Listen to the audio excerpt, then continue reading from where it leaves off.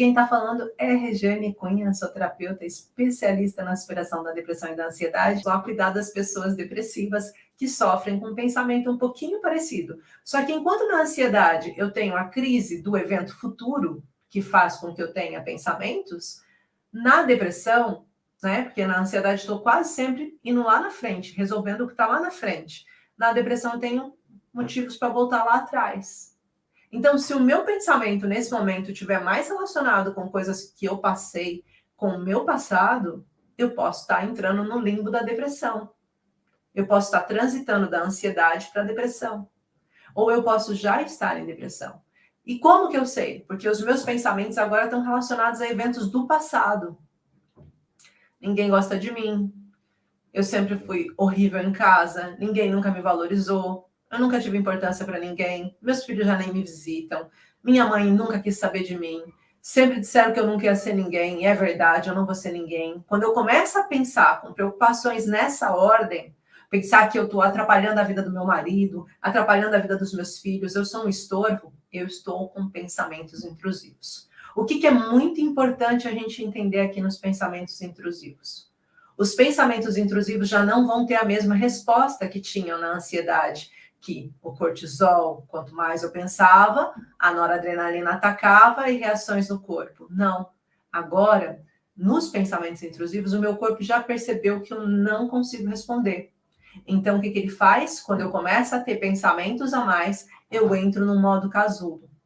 Eu fico ainda mais cansada, com dores terríveis nessa parte do corpo, contraturas que surgem no meu corpo, porque eu estou falando de desvalorização, e o meu tecido responsável pela desvalorização é o endodermo, ou seja, eu vou ficar, o mesoderma novo, desculpa, eu vou ficar mais curvada, eu vou ficar com dores musculares, eu vou ficar com mais tensões, e eu vou automaticamente me sentir cansada ao ponto de ter que deitar.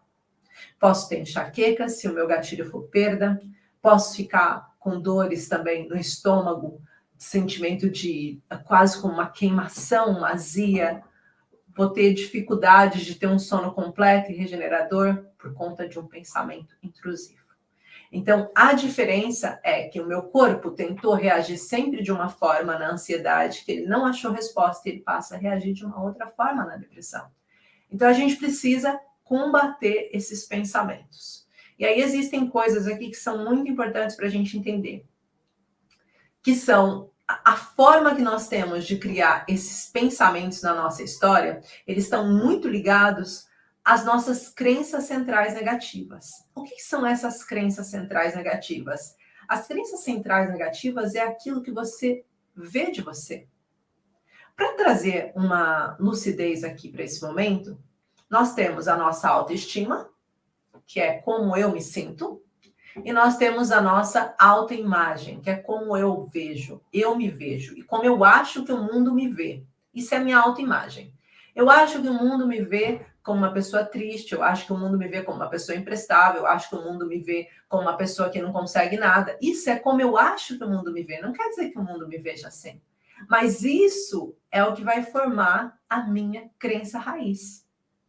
Então, se eu cresci ouvindo coisas desse gênero na minha infância e adolescência, principalmente dos 6 aos 12 anos, que é quando nós estamos formatando essa parte que fecha a ideia de quem nós somos para o mundo, a nossa faixa identitária no nosso cérebro, dos 6 aos 12 anos, se nós ouvimos palavras ruins, a gente tem uma visão ruim da gente.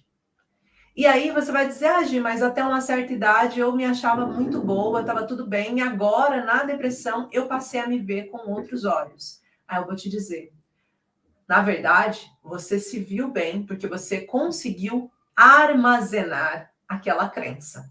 Mas bastou um evento difícil na sua história, um evento que voltasse a ativar aquele escudo, aquela âncora da imagem, para você lembrar daquelas mensagens que já diziam lá no passado. Sabe quando você está tendo vitórias e vitórias e vitórias, está conseguindo fazer muita coisa na sua história, mas de repente você tem um dia que corre mal, e naquele dia que corre mal você lembra do passado, de quando diziam que você não ia conseguir? Exatamente isso.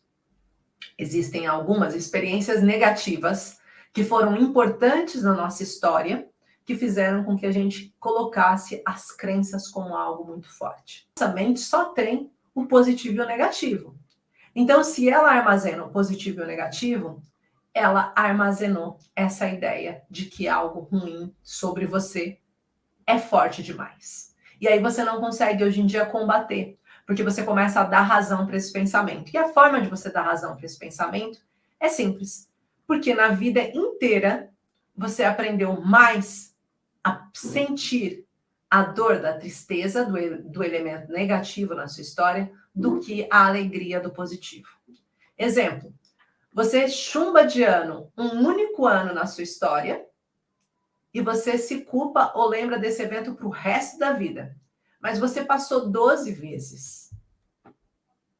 Ah, mas teve um ano que ela chumbou. Você, a vida inteira, foi uma pessoa que cuidou da sua família.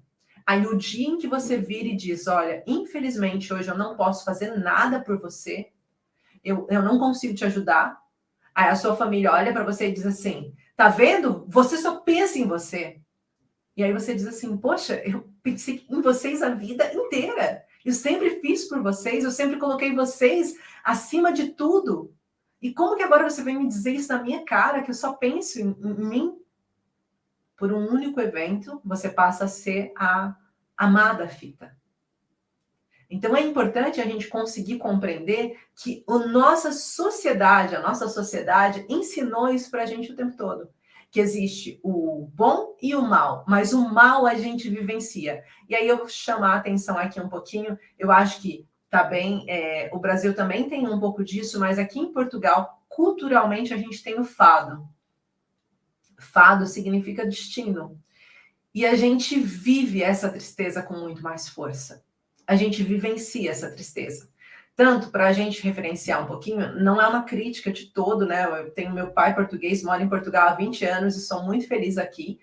Não é uma crítica de todo, eu estou falando da sociedade em si. Mas você diz, bom dia, como você vai? Para uma pessoa aqui em Portugal. E ela diz, nunca pior, vou andando.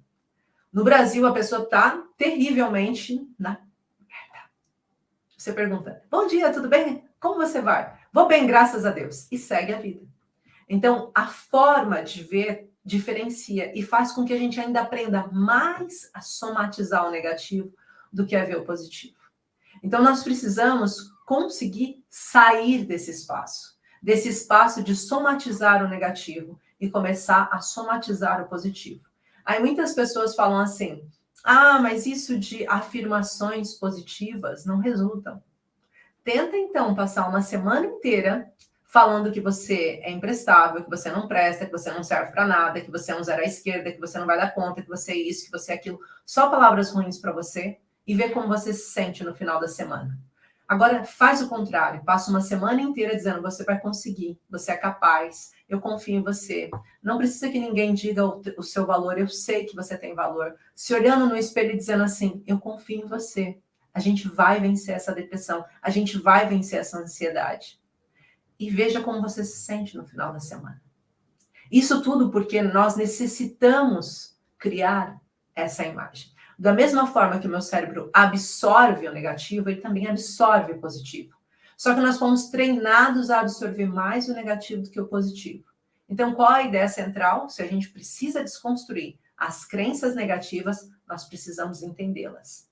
Então, quando essas crenças começarem a vir para vocês, esses pensamentos vierem de eu sou, as pessoas pensam, o mundo é assim, questionem, o que está acontecendo aqui? O porquê que eu estou pensando sobre isso? O que está atrás desse pensamento? Por que eu deixei de achar que eu sou uma mulher forte? O que fez com que eu deixasse de ver isso, Silvia? O que fez com que eu passasse a me ver com menos força do que eu me via antes? Será que você não está num julgamento muito grande sobre você mesmo? O que deixou vocês afetarem esse pensamento?